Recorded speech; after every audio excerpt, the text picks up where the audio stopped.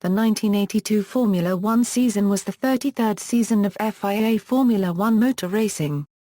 It featured the 1982 Formula One World Championship, which commenced on January 23 and ended on September 25 after 16 races. The Drivers' Championship was won by Keke Rosberg and the Manufacturers' Championship was awarded to Ferrari. Rosberg was the first driver since Mike Hawthorn in the 1958 season to win the championship with only one race win. 11 drivers won a race during the season, none of them more than 2 times, including 9 different winners in 9 consecutive races. The combination of technical and sporting regulations used during the season prompted many complaints about safety before and during the season. The season saw 2 fatalities and many serious and violent accidents. Ferrari driver Gilles Villeneuve was killed in an accident during qualifying for the Belgian Grand Prix at Zolder after hitting the March car of Jochen Mass. Italian driver Riccardo Paletti died at the Canadian Grand Prix when his Osella car hit the back of Didier Pironi's stalled car at the start of the race. Pironi, who had been Villeneuve's teammate, suffered massive injuries to his legs in another qualifying accident at the German Grand Prix and never raced in Formula One again. The season started with a driver's strike at the first race of the season.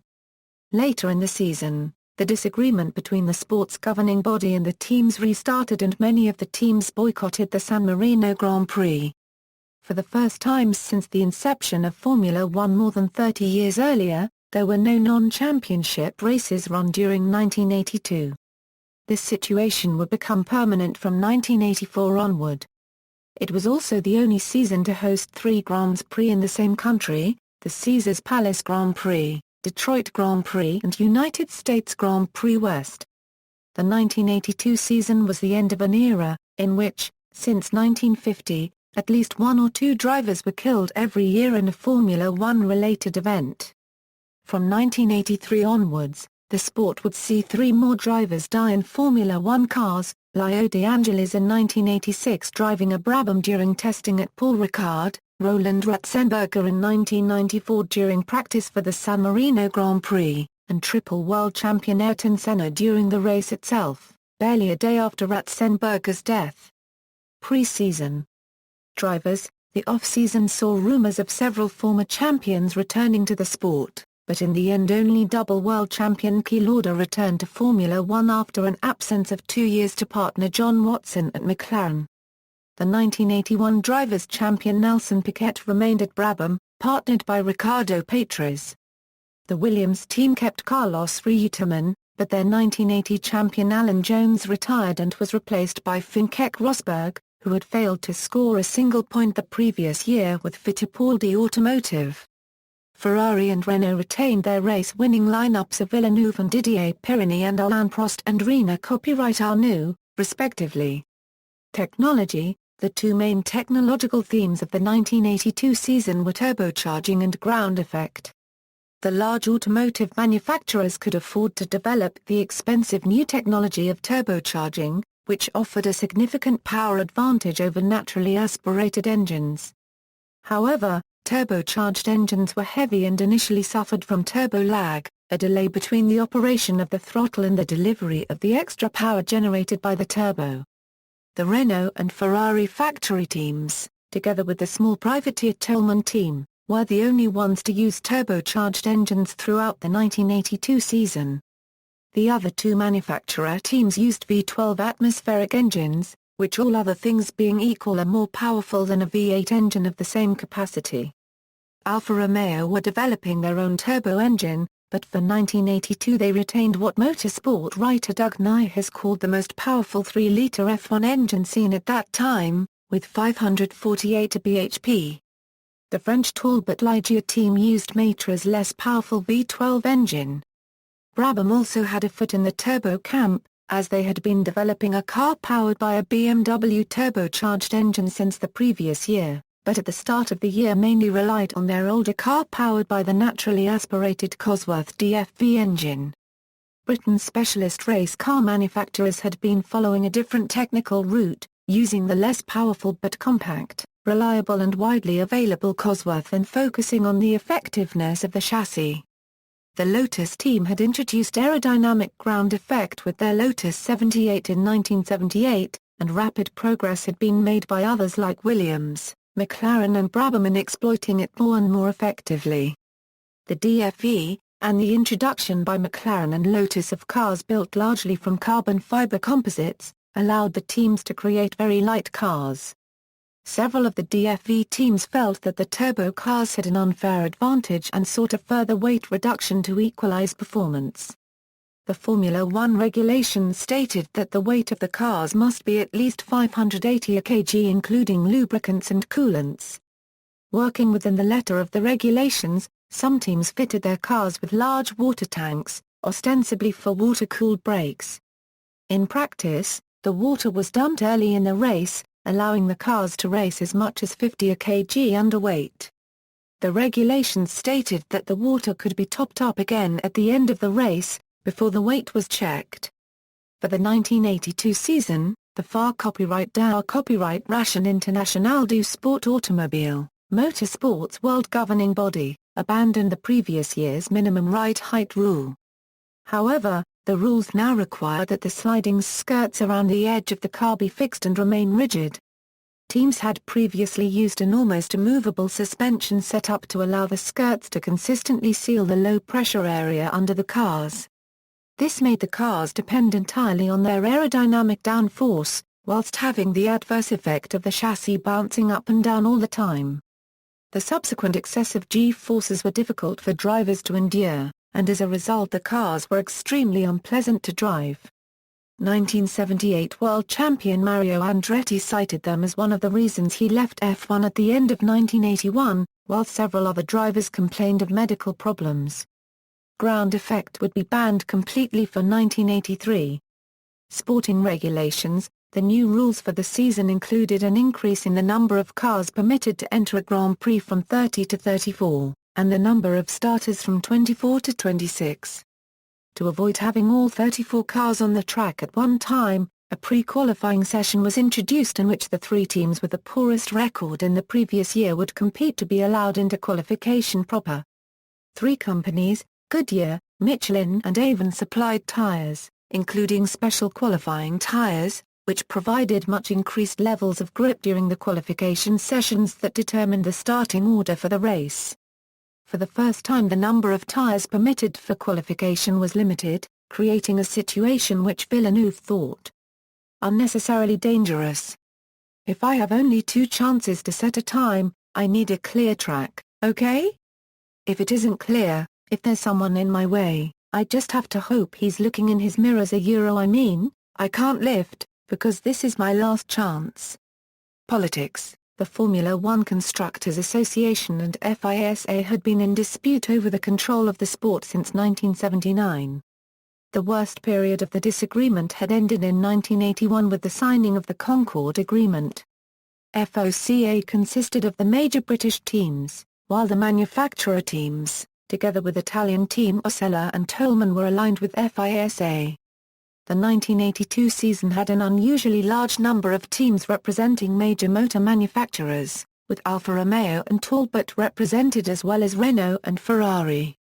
Season summary. Politics. The early races of the season were disrupted by politics.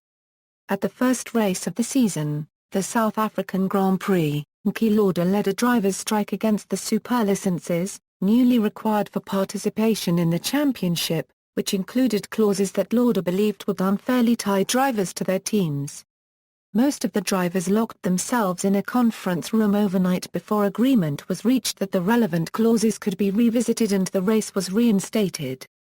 The 6 factory turbocharged cars, including the Brabham BMWs on this occasion, had their inherent power advantage exaggerated by the low air density at the high-altitude Kyalami circuit and took the first 6 places on the grid. Alain Prost won the race in his Renault. Despite the pre-race agreement, the race stewards issued a statement during the race indicating that the licenses of those drivers who had taken part in the strike were suspended. The striking drivers were eventually fined $5,000 each and given a 1-race ban, suspended for 6 months, but the process of reaching this compromise position took several weeks and contributed to the cancellation of that year's Argentine Grand Prix, due to be the second race of the year. The Brazilian and United States West Grands Prix were both won by DFV-powered cars, and both results were protested by the Ferrari and Renault teams, on the grounds that the leading DFV teams were competing with underweight cars thanks to their water-cooled brakes. The stewards in Brazil ruled that the Piquet's winning Brabham and Rosberg's second-placed Williams were illegal, but their counterparts in the US rejected the same claim against Niki Lauda's McLaren and Rosberg's Williams, although they did uphold the Tyrrell team's protest against Ferrari's use of two rear wings and disqualified Villeneuve. The appeal process meant that the result of the protest would not be known for another month. On April 19, the FIA tribunal found in favor of Ferrari and Renault's protest of the Brazilian Grand Prix result. Piquet and Rosberg were disqualified and Prost was awarded the win. The other finishers, including some like title contender John Watson who had also been racing underweight, but had not been protested, were moved up the results accordingly. This gave Prost the lead in the World Championship, with 18 points to Lauda's 12 and Rosberg and Watson's 8. The tribunal also ruled that after future races, all cars must be weighed before liquids were topped up. The FOCA teams requested a postponement of the next race, the San Marino Grand Prix, until July to allow consideration of the effects of the judgment, on the grounds that it changed the regulations of the sport. The race organizers refused to delay the race, which went ahead without the majority of the FOCA teams. Villeneuve and Pironi, only 14 cars competed at the San Marino Grand Prix because of the FOCA boycott, leaving the Ferraris to compete with the Renaults until both French cars broke down. By lap 45, Villeneuve and Pironi were contesting the lead, with Villeneuve in front, when their Ferrari teams signaled them to slow down. Villeneuve did so and was passed by his teammate. They swapped the lead again several times before Pironi passed Villeneuve on the final lap for the win. After the race, Villeneuve said that the slow sign at Ferrari had always previously meant that the drivers should hold their positions, adding people seem to think we had the battle of our lives. I was coasting those last 15 laps. Pironi said that the slow sign means only to use your head. Not that if you think you can win, don't do it. In an interview the following week, Villeneuve said that he would never speak to Pironi again. 2 weeks later, Villeneuve died after an accident during the final qualifying session for the Belgian Grand Prix at Zolder. Bamzi and Lang write that he was trying to beat Pironi's time, while Ferrari race engineer Mauro Ferrari says that the Canadian was returning to the pits and would not therefore have set a lap time. Villeneuve caught Jochen Mass travelling much more slowly through a left-handed bend and moved to the right to pass him at the same instant that Mass also moved right to let Villeneuve through on the racing line. The two collided and Villeneuve was thrown out of his disintegrating car. He died of a fractured neck in a local hospital at 9:12 that evening. Ferrari withdrew from the race, which John Watson won for McLaren. His teammate Lauda was disqualified after the race for an underweight car. The results were dominated by the returning FOCA teams. Even the only turbo-engined finisher, Piquet's Brabham BMW, was from their number. Roebuck writes that the next race, the Monaco Grand Prix, was a somber, edgy place. The sense of Villeneuve's absence was overwhelming. The Canadian had lived in the Principality and had won the previous year's race. In the race itself Arnoux led early before spinning off, handing the lead to his Renault teammate Prost. Prost built up a massive lead, but a light rain shower in the closing laps triggered a chaotic finish. Prost crashed out, handing the lead to Patrese. Patrese spun on the penultimate lap and stalled, allowing Pironi into the lead, followed by De Cesaris. On the final lap Pironi, De Cesaris, and Derek Daly all dropped out while in potential race-winning positions. Meanwhile, Patrese bump-started his car by coasting down a hill, completed the final 2 laps, and took his first career victory. Pironi was classified second, despite running out of fuel and stopping on the last lap. After the race, Prost, who had scored no points since the Brazilian Grand Prix in March, led the championship by 1 point from Watson and 2 points from Pironi. North American Tour, Formula One returned to North America for the Detroit Grand Prix, where Watson won again, this time from 17th place on the grid, to take the championship lead. tragedy struck again in Canada. Pironi qualified on pole, but stalled at the start. His stationary car was hit by the Ocello of young Italian Riccardo Paletti, who was killed in the impact and resultant fire. Piquet won the restarted race. Pironi came back to take a dominant victory in the Netherlands, where Arnoux was lucky to escape uninjured from a massive crash after his Renault's throttle stuck open. Back to Europe, Lauda won in Britain, but the real star of the race was Derek Warwick, who hustled the unfancied Toleman into second place late in the race and was closing on Lauda before the car broke down. The next race at Le Castellet circuit, Paul Ricard saw Frenchman Arnoux take victory in his French Renault, which was popular with the crowd but not with the team, as Arnoux was supposed to give the win to teammate Prost to help the latter's championship cause.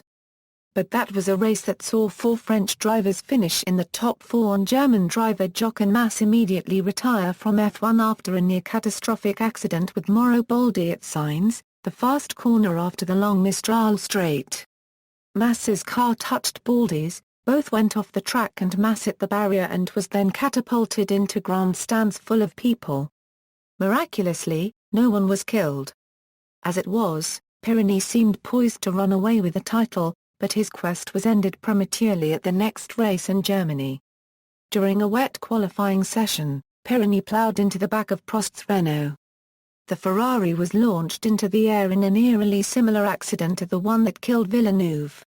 Fortunately, Pironi was not thrown from the car, but he suffered career-ending leg injuries. Pironi's crash was so bad that FIA doctor Sid Watkins had considered amputating Pironi's legs to remove him from the wrecked Ferrari, which never happened. Ferrari chose to compete in the next day's race, and Patrick Tambay took a somber win after Piquet crashed out of the lead while lapping Eliseo Salazar.